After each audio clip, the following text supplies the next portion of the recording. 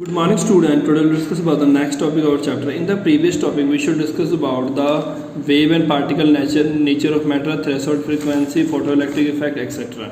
And in this chapter firstly we should discuss about the one numerical. Calculate the energy of 1 mole of photons of radiation whose frequency is 5 10 to the power 5 multiplied 10 to the power 14 hertz. Understand? Firstly बेटा हमने क्या देखना है, सबसे पहले आपको देखो energy of one photon. आपको देखो, आपको ना एक फार्मूला पीछे आपने पढ़ा है कि E equal to H nu होता है। एनर्जी ऑफ वन फोटोन होता है एच अपॉन न्यू। एच इसमें बेटा जो एच है ना, इसे बोलते हैं बेटा प्लैंक कांस्टेंट। ये बेटा कांस्टेंट है, ठीक है। आपको एज इट इज याद करना पड़ेगा इसकी वैल्यू। प्लैंक कांस्टेंट इसकी वैल्यू तो 6.626 10 - 34 जॉल सेकेंड, ठीक है। सबसे पहले आपको ये याद रखना चाहिए, कभी भी अगर एनर्जी ऑफ फोटोन निकाल दें बोल दे तो आपको क्या पता होना चाहिए, ई किसके बराबर होता है, एच न्यू, ठीक है बेटा। एच की वैल्यू आपके एच की वैल्यू बेटा ये स्टैंडर्ड वैल्यू है प्लैंक कांस्टेंट, ये तो आपको लर्न करना पड़ेगा। और न्यू की वैल्यू ऊपर दिया हुआ है, ठीक है। बस कुछ नहीं, आपने इन दोनों को मल्टीप्लाई कर देना है और आपके पास आंसर आ गया, ठीक है बेटा। बट इसमें एक वर्ड नया बोला कि 1 मोल निकालना है, ठीक है बेटा। अगर 1 मोल कहीं लिखा हो, 1 मोल के लिए एक छोटा चीज़ है, जो भी आंसर है ना बेटा उसको इससे आपने मल्टीप्लाई कर देना है, ठीक है। जो भी आंसर है उसे एवोगैड्रो नंबर से आपने मल्टीप्लाई कर देना है, ठीक है बेटा। अगर आपके पास ये आंसर है ना, 1 मोल निकालने के लिए आपने इस वैल्यू से मल्टीप्लाई, कभी 1 मोल वर्ड देख लोगे निकालना हो तो पहले आंसर नॉर्मल निकालो, फिर इससे मल्टीप्लाई करोगे तो आपके पास क्या आ जाएगा, 1 मोल, ठीक है बेटा। इसके बाद हम टॉपिक करेंगे, इसके बाद देखो टॉपिक क्या करेंगे, लाइन स्पेक्ट्रम ऑफ हाइड्रोजन। बेटा लाइन स्पेक्ट्रम ऑफ हाइड्रोजन को आपको मैं सिंपल मीनिंग में से समझाता हूँ कि आपने ये देखा है ना, जब भी प्रिज्म में से आप लाइट पास करते हो तो लाइट क्या होता है, 7 डिफरेंट कलर में सेपरेट हो जाता है, ठीक है बेटा। उसी से लाइन से स्पेक्ट्रम ऑफ हाइड्रोजन क्या होता है, when an electric discharge pass through gaseous hydrogen. इसका मतलब क्या है कि जब भी करंट पास करेंगे गैस में, किसके गैस में से, हाइड्रोजन में से, तो ये डिसोसिएट होगा, हाइड्रोजन गैस डिसोसिएट होना शुरू होगा। डिसोसिएट मतलब टूटना शुरू होगा। And energetically excited hydrogen atom produce and emit electromagnetic radiation. और क्या होगा, ये टूटना शुरू होगा और ये रेडिएशन इमिट करना शुरू कर देगा, ठीक है बेटा। अब ये रेडिएशन इमिट क्यों करता है, इसके पीछे रीजन बताता हूँ बेटा। जब भी ये टूटता है ना, एक चीज याद रखना, जब तक एक चीज बेटा, एक छोटा सा आपको चीज समझाता हूँ। अब ये देखो हाइड्रोजन है, ठीक है बेटा। मान लो ये हाइड्रोजन है, हाइड्रोजन में यहाँ पे उसके इलेक्ट्रॉन प्रोटॉन सब पड़े हुए हैं, ठीक है, आराम से पड़े, ये अपनी ज़िंदगी आराम से जी रहा है। ये बेटा ग्राउंड स्टेट मतलब क्या होता है, जब तक उसके लाइफ में कुछ किसी ने इंटरफेयर नहीं किया, जब तक वो स्टेबल था, मतलब किसी ने उससे पंगे नहीं लिया था। आपने क्या किया, इलेक्ट्रिकल एनर्जी उसमें दिया, आप यहाँ क्या इलेक्ट्रिकल डिस्चार्ज में दे रहे हो। अब जैसे इसको एनर्जी दोगे ना, एनर्जी देने से क्या होता है, जब हमारी बॉडी को बेटा एनर्जी मिलता है तो वो वर्क करता है। जैसे इसको एनर्जी दोगे ना बेटा, यहाँ से मूव करके वो ऊपर चल जाएगा। अब इस स्टेट को क्या बोलेंगे बेटा, एक्साइटेड स्टेट। क्या बोलेंगे इसको, एक्साइटेड स्टेट। मतलब ग्राउंड स्टेट वो जहाँ पे था, जहाँ पे इसको कोई एनर्जी नहीं मिली थी वहाँ था, और जैसे थोड़ी सी एनर्जी मिली बच्चा इसको, ये सीधा ही यहाँ से यहाँ चल गया एक्साइटेड स्टेट में, ठीक है बेटा। तो इसी को बोलते हैं कि H2 मॉलिक्यूल डिसोसिएट टूटता है और ये एक्साइटेड स्टेट में चल जाता है। एनर्जेटिकली एक्साइटेड स्टेट मतलब एनर्जी लेके एक्साइटेड स्टेट में चल गया, ठीक है बेटा। और जब ये एक्साइटेड स्टेट में जाएगा तो एक चीज़ याद रखना कि ये एक्साइटेड स्टेट में हमेशा नहीं रहेगा। मतलब क्या है कि आपको देखो, आप काम करते हो थोड़ी देर के लिए करते हो ना, कि जब तक आपके बॉडी में एनर्जी है, फिर आपकी एनर्जी खत्म होगा तो क्या होगा, एक्साइटेड स्टेट से वापस अपने स्टेट यहाँ आओगे नीचे, और वापस नीचे आओगे ना, तो बेटा जब वो यहाँ से यहाँ जाने के लिए आपने इसने कुछ ना कुछ अमाउंट ऑफ एनर्जी ऑब्जर्व किया था ना, तो जब ये वापस आएगा तो ये क्या करेगा, उस एनर्जी को इमिट करेगा।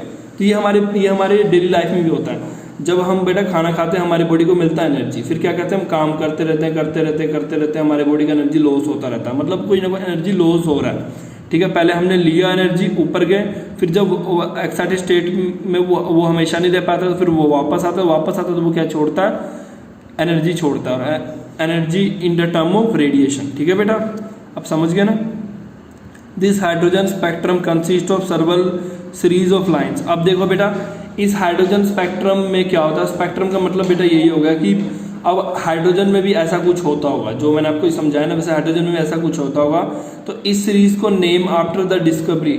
और बेटा फिर क्या हुआ, जब ऐसा कुछ होता तो इन्होंने बेटा डिस्कवरी किया तो इन्होंने कुछ स्पेक्ट्रल लाइंस की डिस्कवरी की। इसके बारे में आपको सबसे पहले बताता हूँ। सबसे पहले आप यहाँ देखो, Bohr model for hydrogen. Bohr model for hydrogen हम देखेंगे कि क्या होता है, क्यों होता है। नील बोहर था जिसने 1930 में the first explain the quantitatively the general features of, उसने नील बोहर था, उसने सबसे पहले क्या हाइड्रोजन के बारे में बताया कि उसमें क्या होता है, कैसे होता है। ठीक है बेटा, फीचर्स के बारे में बताया कि उसके अंदर में कैसे एनर्जी लेके वो एक्साइटेड स्टेट में जाता है, फिर वापस ग्राउंड स्टेट में आता है, ये सब क्यों होता है, कैसे, उसने बताया। ठीक है बेटा, हाइड्रोजन एटम स्ट्रक्चर के बारे में बताया, उसके स्पेक्ट्रम के बारे में बताया। और पर ये थ्योरी जो बेटा मॉडर्न क्वांटम ये मॉडर्न क्वांटम थ्योरी के अकॉर्डिंग नहीं था, ये पिछले वाले थ्योरी के अकॉर्डिंग था। बट जो अब का टाइम है बेटा, अब थोड़ा रूल चेंज हो गया है। ये काफ़ी पहले की बात है 1930 में। अब जो 1980s के बाद बेटा थोड़ी नई नई चीज़ें डिस्कवर हो, तब तक अब ये रूल थोड़ा चेंज हो गया इसके regarding. It can still use the, ये छोड़ दो आप, Bohr model hydrogen atom is based on the following posture.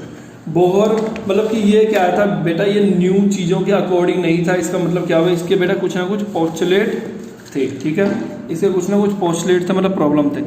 The electron in the hydrogen atom can move around the nucleus. एक तो चीज़ हमें पता ना कि इलेक्ट्रॉन किसके अराउंड मूव करता है, न्यूक्लियस के। मतलब ये पॉजिटिव चार्ज है, इसके अराउंड कौन मूव करता है बेटा, इलेक्ट्रॉन। इसके अराउंड कौन मूव करता है बेटा, इलेक्ट्रॉन।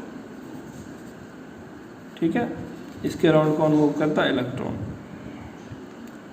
और कौन से पाथ मूव करता है बेटा, सर्कुलर पाथ मूव करता है। और जब वो मूव करता है तो हमने पीछे क्या पढ़ा था, वो मूव करता है बेटा, जब वो मूव करता है तो क्योंकि सर्कुलर पाथ मूव करे उसमें एक्सेलरेशन आने के साथ क्या होता है कि मूव करने के साथ साथ वो एनर्जी छोड़ता है। ये हमने पिछले मॉडल में पढ़ा था। ठीक है बेटा, इसमें क्या बोला कि इलेक्ट्रॉन हाइड्रोजन अगर बाकी के मूव करे तो हाइड्रोजन के मूव करेगा, सर्कुलर पाथ मूव करेगा और उसका रेडियस फिक्स है बेटा, इसका डिस्टेंस फिक्स है, ये इसी चीज़ में घूमेगा। मतलब बोहर ने ये बोला था दिस पाथ, और इस पाथ को उन्होंने क्या बोला, ऑर्बिट्स, स्टेशनरी स्टेट्स और अलाउड एनर्जी स्टेट्स। चलो ये रहने दो अभी आप। This orbit are arrange concentrically around the nucleus. अब देखो बेटा, ये ऑर्बिट एक फिक्स डिस्टेंस पे अराउंड द न्यूक्लियस ये सेट है। ठीक है बेटा, इस ऑर्बिट को फिक्स डिस्टेंस पे सेट किया हुआ है अराउंड द न्यूक्लियस। मतलब ये पॉजिटिव चार्ज के अराउंड। ठीक है बेटा, आपने जो लर्न करना है, आपको क्वेश्चन आ सकता है कि right about the spectral line of atomic hydrogen. ठीक है, तो आपने कुछ नहीं, ये 5 चीज़ें याद करना, लाइमन, बाल्मर, पास्चिन, ब्रैकेट, प्रोफांड। ठीक है बेटा, इसके लिए n की वैल्यू 1 2 3 4 होता है। और ये देखो कौन से स्पेक्ट्रल रीजन में आता है, यूवी जिसे अल्ट्रावायलेट करते हैं, विजिबल जिस रीजन में हम देख पाते हैं इसे बाल्मर बोलते हैं, पैस्चिन मतलब इंफ्रारेड, ये बाकी तीनों किस्में इंफ्रारेड। आपको जैसे एक बॉक्स थोड़ा सा पता होना चाहिए कि 5 तरह के जो ये सीरीज है उनका नेम क्या है और वो किस चीज़ में और वो किस स्पेक्ट्रल रीजन में बिलोंग करते हैं। ठीक है बेटा, तो उसके बाद देखो बेटा, इसके बाद बेटा हम पढ़ेंगे लिमिटेशंस ऑफ बोहर मॉडल। एक चीज़ मैं बेटा आपको क्लियर कर दूं, जो चीज़ें मैं पढ़ा रहा हूँ बेटा आपने वही करना है। ठीक है बेटा, क्योंकि इस वाली बुक में बेटा कुछ चीज़ों के ऊपर बेटा स्टार लगा है। स्टार का मतलब क्या होता है कि नॉट इन सिलेबस। स्टार अगर कोई चीज़ के ऊपर लगाना हो तो रेड कलर से या ब्लैक कलर से, मतलब होता है नॉट इन सिलेबस। ठीक है, Bohr model of hydrogen was not doubt and improvement. मतलब उसने क्या बोला कि बोहर मॉडल ने कि इम्प्रूवमेंट तो किया ओवर, मतलब कि उसने रदरफोर्ड वाले मॉडल्स के कई सारे सवाल का जवाब दिया जो रदरफोर्ड नहीं दे पाया। बट फिर भी जो बोहर मॉडल था वो सफिशिएंट नहीं था, मतलब कि वो पूरी तरह से हाइड्रोजन मतलब कि रदरफोर्ड मॉडल के बारे में हमें नहीं बता पाया। सबसे पहले it fails to account the final details मतलब कुछ फाइन डिटेल्स के बारे में नहीं बता पाया। ठीक है बेटा, final details that to closely space final details of hydrogen atom spectrum. ठीक है बेटा, मतलब क्या हुआ कि बोहर मॉडल ने हमें हाइड्रोजन के स्पेक्ट्रम के बारे में नहीं बता पाया कि वो कैसे है, क्यों, उतना डिटेल्स में नहीं बता पाया। ठीक है बेटा, उसके बाद it could not explain the ability of atom to form molecules by chemical bond. और वो साथ में ये भी नहीं बता पाया कि कैसे एटम्स केमिकल बॉन्ड के थ्रू मतलब मॉलिक्यूल्स बनाते हैं, वो ये भी सही तरह नहीं बता पाए कैसे केमिकल बॉन्ड का यूज़ करते हैं एटम्स और मॉलिक्यूल बना पाते हैं। ठीक है बेटा, अब देखो नेक्स्ट हम करेंगे, नेक्स्ट देखो बेटा क्या करेंगे, dual nature of matter. Dual nature of matter में बेटा आपको मैं एक ही लाइन बताना चाहूँगा इस पूरे टॉपिक में, आपको एक ही लाइन आपने करना है कि atom consist of particle as well as wave nature. Atoms मतलब कि matter consist of particle as well as wave nature. Matter में पार्टिकल और वेव नेचर दोनों होता है बेटा, इसमें आपने सिर्फ एक ये फॉर्मूला लर्न करना है और ये आपके माइंड में होना चाहिए, डी ब्रोगली फॉर्म द। इसमें आपको एक चीज़ बस पता होना चाहिए कि एम क्या है बेटा, इसमें एम क्या है, मास है, ठीक है बेटा, न्यू क्या है, इसकी वेलोसिटी है, पी क्या है, इसकी मोमेंटम है, ठीक है बेटा। और एक चीज़ आपको क्या रखना पता कि atom consist of dual nature, ठीक है ना। अब ये देखो, इन फ्रेंच साइंटिस्ट थे डी ब्रोगली 1924 में, उन्होंने क्या बताया कि मैटर लाइक रेडिएशन, मैटर मतलब like radiation, should be also exhibit dual nature, मतलब कि both particle and wave properties. ठीक है बेटा, इसका मतलब इन्होंने क्या बताया कि डी ब्रोगली थे साइंटिस्ट, उन्होंने 1924 में उन्होंने क्या बताया था कि metal consist of A dual nature of matter के बेटा क्या होते हैं, ड्यूल नेचर होते हैं, मतलब कि particle as well as wave nature. ठीक है बेटा, ये हमने पीछे पढ़ा हुआ है कि हमने एक ही चीज़ का पार्टिकल नेचर पढ़ा था, एक ही चीज़ का वेव नेचर पढ़ा था, और बाद में एक साइंटिस्ट आया, उन्होंने बोला कि नहीं, कि उन्होंने आगे बाद में आगे साइंटिस्ट ने क्या बोला, हाँ, कि हमने क्या ऑब्जर्व किया कि पार्टिकल ही है जिसमें वेव नेचर भी है और साथ साथ में पार्टिकल नेचर भी है। ठीक है बेटा, तो उन्होंने एक फार्मूला दिया, इसे बोलते हैं lambda H upon M V. H क्या है बेटा, एच तो आपको पता ही है ना बेटा, प्लैंक कांस्टेंट होता है, एम क्या होता है, मास, वी क्या होता है, वेलोसिटी। ठीक है बेटा, और अब देखो एच का एच लिखेंगे, एम बी किसके बराबर होता है, पी, पी क्या होता है बेटा, मोमेंटम। अब ये देखो एक चीज़ तो आपको पता लग गया ना, पी बराबर होता है एम बी, मतलब मोमेंटम बराबर होता है मास अपन वेलोसिटी। यहाँ से एक चीज़ पता लग गया। तो बेटा अगर आपको इसमें से कुछ भी निकालने दे दे, लैम्डा दे दे, एम दे दे, वी दे दे, ठीक है, मोमेंटम कुछ भी दे दे, तो आप इस फॉर्मूले को पुट करके बेटा उसको निकाल सकते हो। ठीक है, अब देखो इसके रिलेटेड हम एक न्यूमेरिकल करेंगे। What will be the wavelength of ball, wavelength of ball निकालना है जिसका मास इतना है और किस वेलोसिटी से मूव कर रहा है बेटा, इस वेलोसिटी से। अब कुछ नहीं बेटा, आपने फॉर्मूला पुट कर देना, कुछ प्लैंक कांस्टेंट का वैल्यू पुट किया ऊपर में, ठीक है बेटा, ये 0.1 kg ये पुट किया, इसकी वेलोसिटी पुट किया, जब इसको आपने सॉल्व किया तो क्या निकल गया आपके पास, वेवलेंथ यानी कि लैम्डा निकल गया। ओके बेटा, देखो कितना ईजी है। ओके, इसके बाद बेटा हम आएंगे हाइजेनबर्ग अनसर्टेनिटी प्रिंसिपल। हाइजेनबर्ग एक साइंटिस्ट थे बेटा, जिन्होंने बड़ी अच्छी चीज़ की डिस्कवरी की। उन्होंने क्या बताया था, वर्नर हाइजेनबर्ग एक जर्मन फिजिस्ट थे जिन्होंने 1927 में उन्होंने क्या बताया था, uncertainty principle which is consequences the dual nature of, उन्होंने कंसिक्वेंसेस बताया था ड्यूल नेचर ऑफ मैटर और रेडिएशन के बारे में। उन्होंने क्या बताया था बेटा, इट स्टेज दैट, उन्होंने क्या बताया था कि it is impossible to determine simultaneously, मतलब कि ये इट इज इम्पॉसिबल, ये इम्पॉसिबल है कि एक साथ आप पोजीशन और मोमेंटम मतलब कि आप एक ही साथ किसी भी चीज़ का पोजीशन और मोमेंटम पता लगा सको। मीन्स क्या है कि अगर कोई भी चीज़ बेटा आप माइक्रोस्कोप से देख रहे हो, ठीक है बेटा, मतलब काफ़ी ऐसी चीज़ें जो हमने अपने आंखों से ना दिखाई दे और उसे माइक्रोस्कोप से देख रहे हो, मतलब कि माइक्रोस्कोप से देखने का मतलब क्या, माइक्रोस्कोपिक पार्टिकल। बेटा जो चीज़ें माइक्रोस्कोप से देखते हैं ना, जो हमें आंखों से नहीं दिखता है डायरेक्ट, उसे बोलते हैं माइक्रोस्कोपिक पार्टिकल। मतलब कि वो सभी माइक्रोस्कोपिक पार्टिकल जो हमें आंखों से नहीं देखते, उनका हम एग्जैक्ट पोजीशन और मोमेंटम एक साथ नहीं निकाल पाओगे।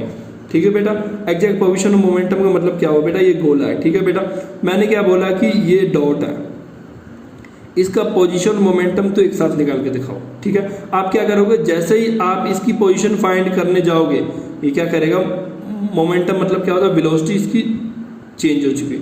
आप जैसे फाइंड करने हो, ये यहाँ पहुँच चुका होगा, यहाँ पहुँच चुका होगा, यहाँ पहुँच चुका, मतलब क्या आएगा, जब आप पोजीशन फाइंड करने आओगे तो वेलोसिटी आपको पोजीशन फाइंड नहीं करने देगा।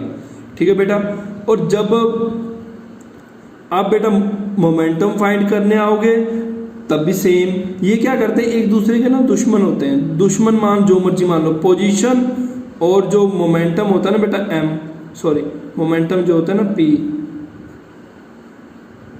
पोजीशन p मान लो और मोमेंटम को v मान लो, ठीक है बेटा। ये एक दूसरे को ना पता नहीं लगा, ये पता लगाने जाओ तो ये चेंज हो जाता है, ये पता लगाने जाओ तो बेटा ये चेंज होता है। मतलब पोजीशन पता लगाने जाओ तो वेलोसिटी चेंज होता है, वेलोसिटी पता लगाने जाओ तो पोजीशन चेंज होता है, ठीक है बेटा।